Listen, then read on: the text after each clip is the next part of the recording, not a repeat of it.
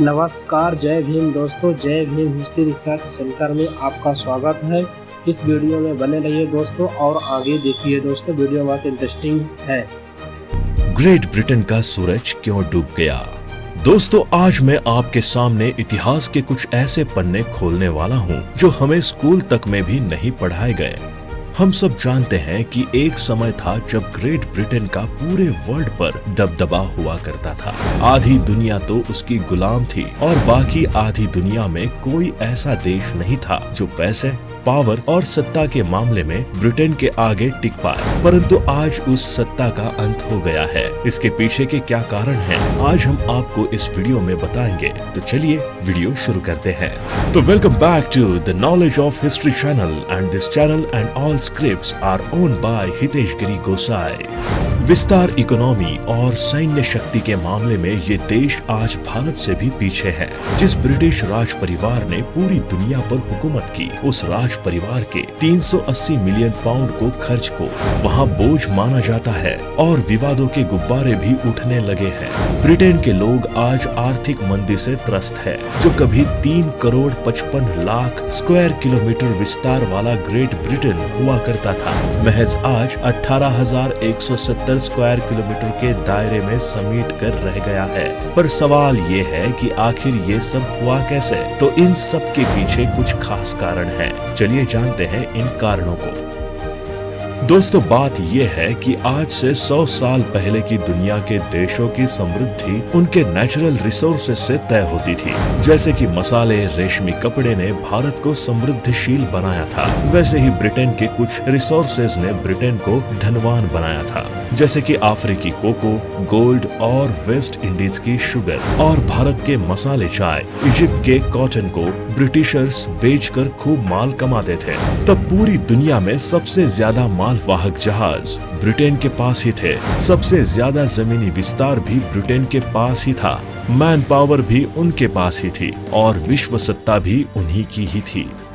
18वीं और 19वीं शताब्दी में ब्रिटेन ने चक्रीय शासन किया और एक वाक्य स्वर्ण अक्षरों में लिखा गया कि द ग्रेट ब्रिटेन का सूरज कभी नहीं डूब सकता। लेकिन 20वीं सदी की शुरुआत में सब कुछ बदल गया। औद्योगिक क्रांति होने लगी, इसलिए कौड़ियों के दाम बिकने वाले लोहे की कीमत में भी बढ़ोतरी हुई। वाहनों को चलाने के लिए तेल चाहिए, इसलिए जिन खाड़ी के देशों को कोई पूछता नहीं था, उन देशों के अच्छे दिन शुरू हुए। खनिज तेल के दाम आसमान छू गए। जमाना इलेक्ट्रॉनिक्स और इलेक्ट्रिसिटी का भी आया और तार बनाने के लिए कॉपर, प्लास्टिक और रबर के भी दाम बढ़ने लगे। जिन पदार्थों की कोई कीमत नहीं थी, आज उनकी कीमत आसमान को छू रही थी और जमाना अब आधुनिक विज्ञान का हो चुका था।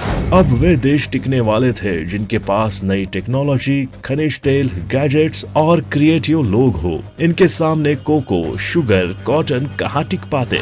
ऊपर से गुलाम देशों पर निर्भर अंग्रेजों को बिना कोई काम किए ही बनी बनाई रोटी मिल रही थी। इसीलिए उन्होंने विज्ञान और टेक्नोलॉजी पर कोई खास ध्यान ही नहीं दिया। ऊपर से उन्होंने वैज्ञानिकों तक की कोई कदर नहीं की और दूसरे देश के लोगों को भी ब्रिटिशर्स ने कमतर ही समझा। इसके विपरीत अमेरिका ने दुनिया के नए तकनीकी का वेलकम किया। विश्व भर के युवा और क्रिएटिव लोगों को काम और सम्मान दिया। बाद में अमेरिका का यही कदम आर्थिक समृद्धि में कन्वर्ट होने लगा। लेकिन सही मायने में देखा जाए तो ब्रिटिश शासन का भारतीय अर्थव्यवस्था पर बहुत प्रभाव पड़ा। जैसे कि नंबर 1, भारतीय हस्तशिल्प का ह्रास। 1818 के चार्टर एक्ट द्वारा ब्रिटिश नागरिकों को भारत से व्यापार करने की छूट मिलने के फलस्वरूप भारतीय बाजार सस्ते एवं मशीन निर्मित आयात से भर गया। दूसरी ओर भारतीय उत्पादों के लिए यूरोपीय बाजारों में प्रवेश करना अत्यंत कठिन हो गया। 1820 के पश्चात तो यूरोपीय बाजार भारतीय उत्पादों के लिए लगभग बंद ही हो गए। भारत में रेलवे के विकास ने यूरोपीय उत्पादों को भारत के दूर दराज के क्षेत्रों तक पहुंचने में महत्वपूर्ण भूमिका निभाई। भारत में परंपरागत हस्तशिल्प उद्योग का ह्रास इसीलिए नहीं हुआ क्योंकि यहाँ औद्योगिक क्रांति हुई और ये ह्रास अंग्रेजी माल के भारतीय बाजारों में भर जाने से हुआ, क्योंकि भारतीय हस्तशिल्प अंग्रेजों के सस्ते माल का मुकाबला नहीं कर सका। लेकिन इस अवधि में यूरोप के अन्य देशों के परंपरागत हस्तशिल्प उद्योग में भी गिरावट आई, पर इसका कारण वहाँ कारखानों का विकसित होना था। ये वो समय था जब एक और भारतीय हस्तशिल्प उद्योग तेजी से पतन की ओर अग्रसर था, क्योंकि वो अपनी मृत्यु के कगार पर पहुंच गया था। वहीं दूसरी ओर इस काल में इंग्लैंड में औद्योगिक क्रांति तेजी से अपने पैर जमा रही थी तथा देश का तेजी से औद्योगिकरण हो रहा था। इस समय भारतीय शिल्पकार एवं दस्तकार पर्याप्त संरक्षण के अभाव में विषम परिस्थितियों के दौर से गुजर रहे थे।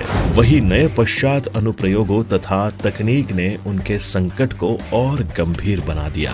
अनौद्योगिकरण का एक और नकारात्मक प्रभाव था भारत के अनेक शहरों का पतन तथा भारतीय शिल्पियों का गांवों की ओर पलायन। अंग्रेजों की शोषणकारी तथा भेदभाव मूलक नीतियों के कारण बहुत से भारतीय दस्तकारों ने अपने परंपरागत व्यवसाय को त्याग दिया तथा वे गांवों में जाकर खेती करने लगे। इससे भूमि पर दबाव बढ़ा। अंग्रेज सरकार की कृषि विरोधी नीतियों के कारण ये क्षेत्र पहले से ही संकटग्रस्त था और भूमि पर दबाव बढ़ने के कारण ग्रामीण अर्थव्यवस्था बिल्कुल चरमरा गई। नंबर 2, कृषकों की बढ़ती हुई दरिद्रता। ब्रिटिश सरकार की रुचि केवल लगान में वृद्धि करने तथा उसका अधिकाधिक हिस्सा प्राप्त करने में थी। इसी लालच की वजह से अंग्रेजों ने देश के कई हिस्सों में भूमि की स्थायी बंदोबस्त व्यवस्था लागू कर दी।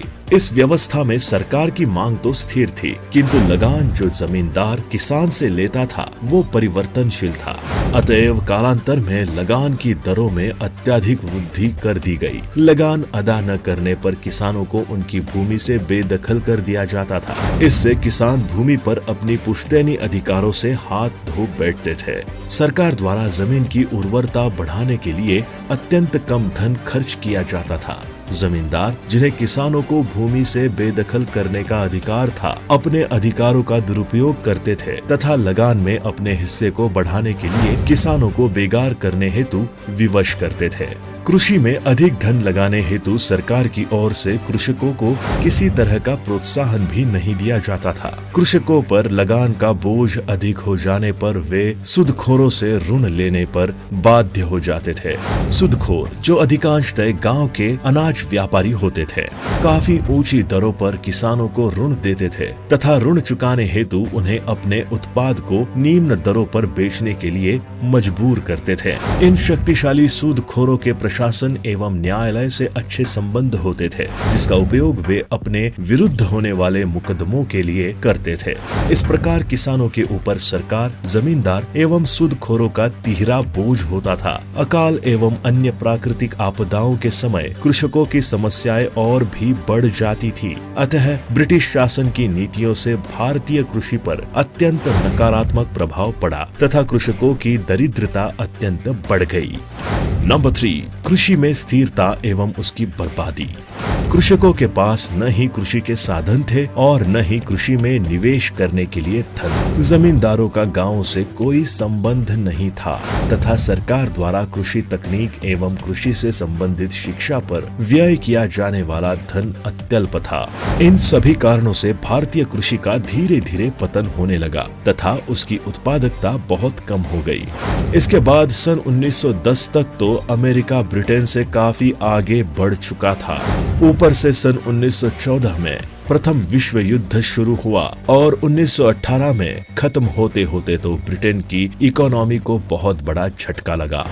यूरोप के उद्योग अब धाराशायी हो गए थे और उनके दिन ऐसे आ गए थे कि उनको छोटी छोटी चीजें अमेरिका से मंगवानी पड़ती थी और इन सभी बातों का अमेरिका को बहुत ज्यादा फायदा हुआ। वहाँ नई नई फैक्ट्री और उद्योगों ने जन्म लिया। विश्व युद्ध के अंत तक अमेरिका पूरे विश्व की महासत्ता बन गया था और कभी महासत्ता रहा देश द ग्रेट ब्रिटेन अंधेरे की ओर बढ़ता चला गया। अगर बात करें आज के दिन ब्रिटेन की हैसियत की, तो वो इतनी भी नहीं है कि ये किसी भी मामले में भारत के आगे भी टिक पाए। तो दोस्तों, आज के इस वीडियो में बस इतना ही। अगर आपको हमारा ये वीडियो पसंद आया हो तो वीडियो को लाइक करें, शेयर करें और ऐसे ही एपिसोड्स देखने के लिए हमारे